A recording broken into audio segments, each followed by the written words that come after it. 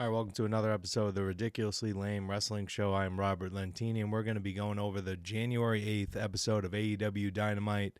It was a Casino Gauntlet Match. Kenny Omega returned. Eventful show. Best moment of the night was the opening match, in my opinion. Will Ospreay and Buddy Matthews stole the show. The worst moment of the night was MJF's promo with Jeff Jarrett.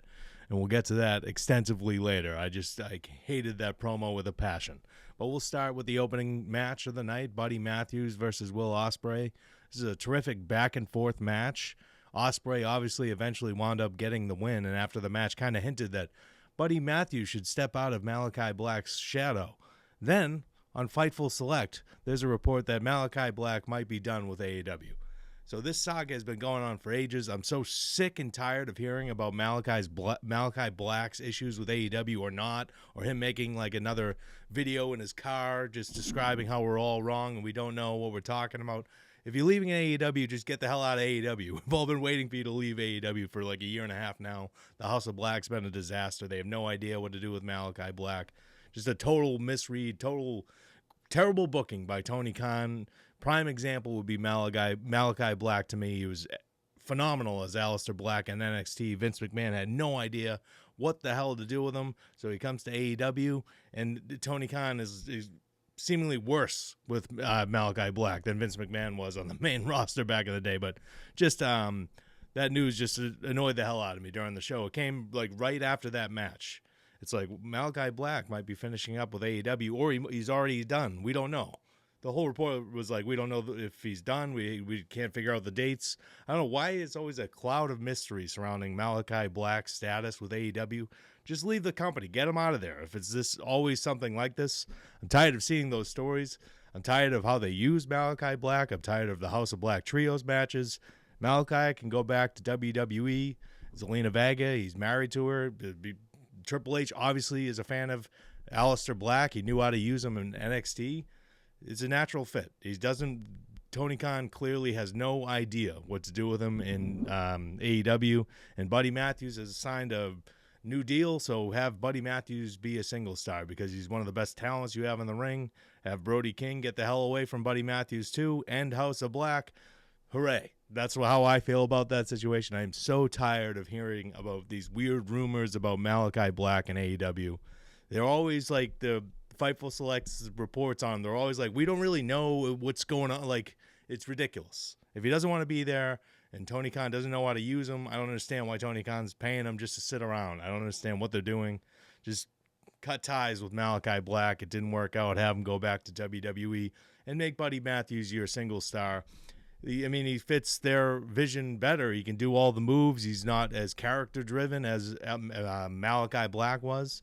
So just move on. But that was the best moment of the night, was Will Ospreay versus Buddy Matthews. These guys have great chemistry. I hope they wrestle again. And like I said, Buddy Matthews is incredibly underrated. So just put all your chips behind him and push him as a single star and just end House of Black and have Brody King go in a different direction as well. If Malakai Black is actually leaving, again, we don't know. Dude, this weird report during the show tonight.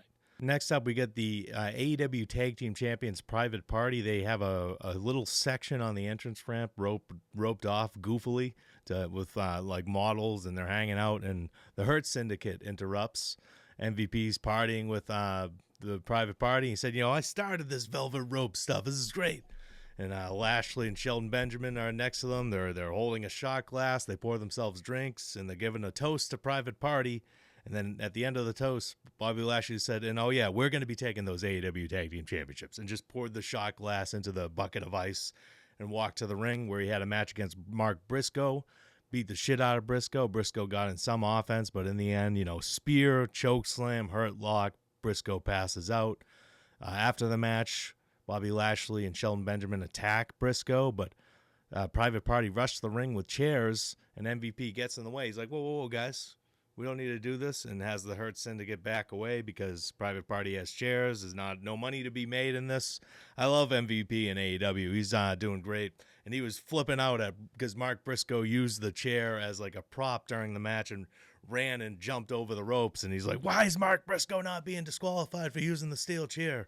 This MVP's great. And the Hurt Syndicate's great, and I would put the tag titles on them tomorrow. Private Party, you know, it's 5 years too late for them. We've seen that build with the Young Bucks, I guess, was done well, but like I said, it was 5 years too late. We've seen them just do nothing for 5 years. So now that they're AEW Tag Team Champions, it's not really buzzworthy. Nobody gives a shit. Put the titles on Lashley and Benjamin, people will care. The Casino Gauntlet match was tonight, the men's Casino Gauntlet match. There will be a women's Casino Gauntlet match at Maximum Carnage, AEW Dynamite Maximum Carnage next week in Cincinnati, Ohio. That name is so carny. I kind of love it. But the Casino Gauntlet match was tonight. I'm not going to go over this entire thing. Jay White was first and Hangman Page was next. Back and forth action. Willow Yuta shows up. Swerve's music hit. I love this part of the match. Swerve Strickland's music hit, and Hangman Page looked like he was going to murder somebody, but it was Ricochet. He was just screwing with Hangman. It was a great moment. Adam Cole was in this match. Daniel Garcia. Jeff Jarrett was supposed to be in this match. He got that promo last week about, I got one last rodeo, the last outlaw here. John Cena's farewell tour light with Jeff Jarrett is what this storyline is to me. It even crystallized it even more with his MJF promo. But, Roderick Strong was in this match as well. But in the end, Powerhouse Hobbs got the win, which completely shocked me. I was just totally shocked. I didn't see that coming. He's not winning the title next week, but it's cool that he's getting this opportunity to face Jon Moxley at Maximum Carnage next week on AEW Dynamite. I'm looking forward to that. I would absolutely love if Tony Khan just threw us the curveball of all curveballs and had Powerhouse Hobbs defeat Jon Moxley in his hometown next week and take that damn title out of the briefcase and end this Death Riders crap. But that's not happening, obviously. But I'm very happy to see Powerhouse Hobbs win this match. I did not expect it. I was expecting Hangman, anyone besides Powerhouse Hobbs. And I predicted Jeff Jarrett.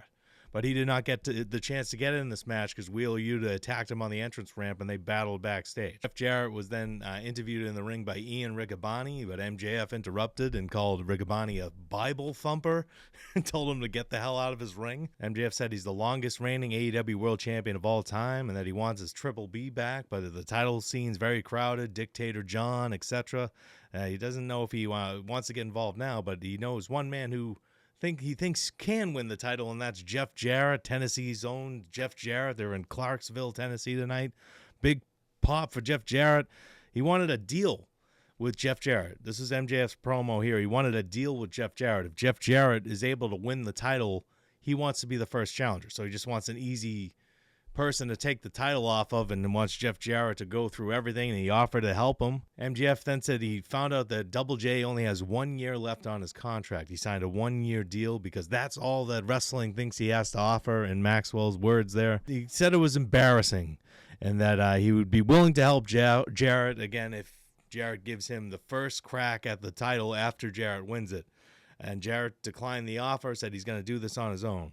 I've waited a long-ass time for Adam Cole and MJF storyline to end. I've been waiting a long-ass time for MJF to get away from Adam Cole. I cannot believe the first idea is to have him try to do a storyline with Jeff Jarrett. In 2025, we're doing a Jeff Jarrett retirement thing here with his final year in the ring. I don't care. And if this is going on for a full year, I'm not going to care for a full year. I do not care about Jeff Jarrett winning the AEW World Championship. MJF can win it on his own. I don't understand what this was, but they're setting something up. They don't just do this. So this is going to be a year-long thing with Jeff Jarrett. I don't know. Good luck with that.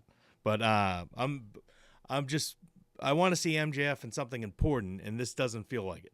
This is in the middle of the show. They advertised MJF promo. I wanted to see him do something far more interesting than this tonight. This was just a ridiculous bummer for me. I could not believe we're doing MJF and Jeff Jarrett. That's the storyline. We got Hangman Page and Christopher Daniels going on too. Like, what is this? What are we doing here? What is Jeff Jarrett and Christopher Daniels on TV right now? I don't get it.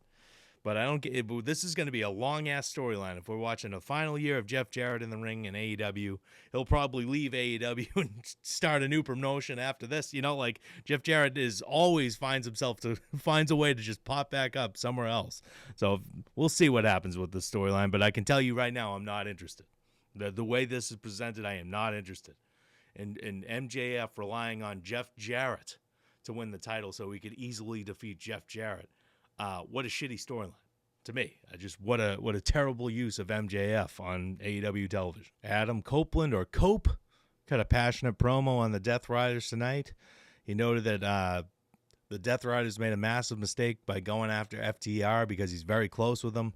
He pumped himself up, noted that he's got up from all these obstacles that were thrown his way in his way throughout his career, and wondered what the hell Moxley could do that he hasn't already been through. What could Moxley put him through that he hasn't already bounced back from?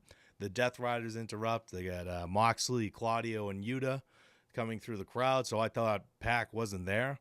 That was not the case, but FTR jumped Moxley, Yuta, and Castagnoli from behind, and they brawled.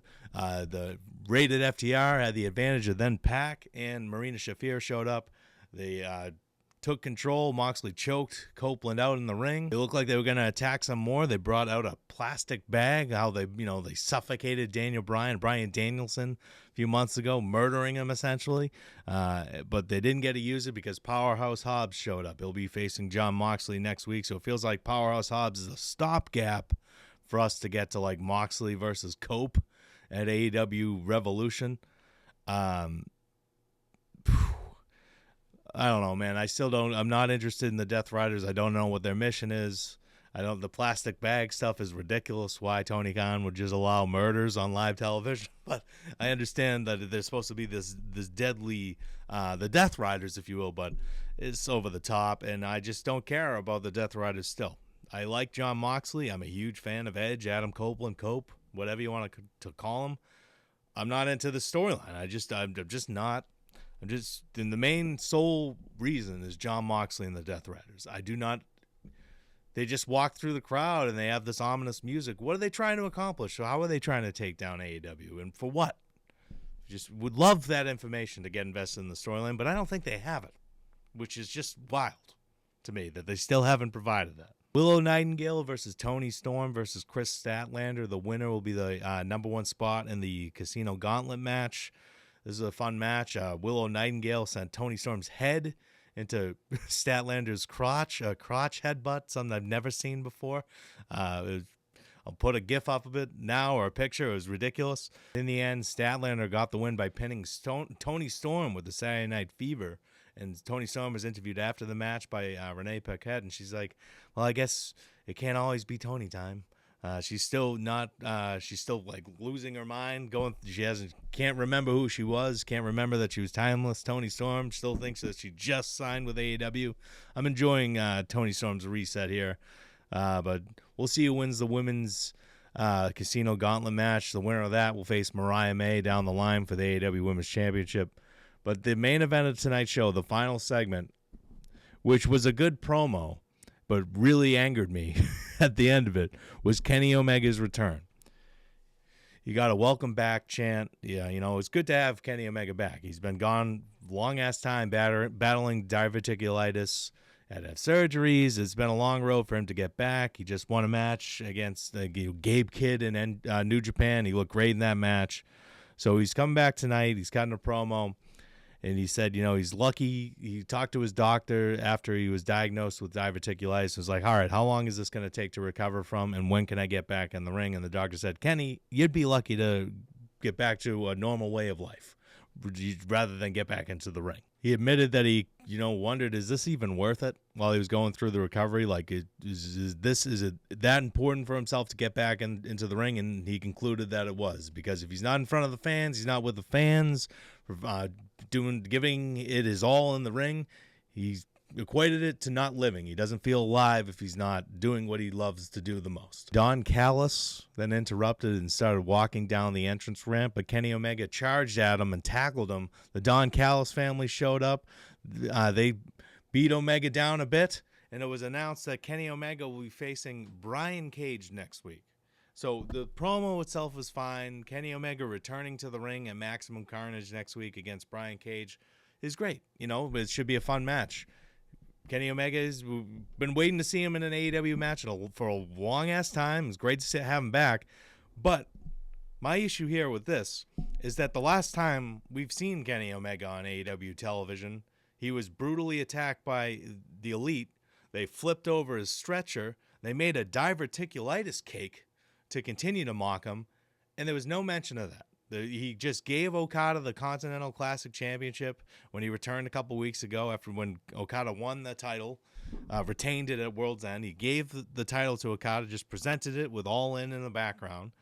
And now he's facing Brian Cage, and he's have a rivalry with the Don Callis family. That's not who attacked him. That's not how he was ridden off AEW television. That's not the storyline. I railed against this with WWE.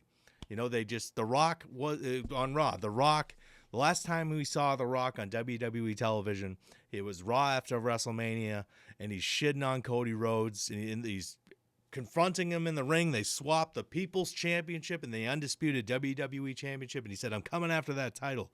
And then he shows up at Bad Blood, and he holds up the 3 because Cody Rhodes, Roman Reigns, and Jimmy Uso are in the ring. He holds up the 3 like he's coming for those 3 guys to take them down. And then he shows up on Raw, and he's a babyface on Netflix.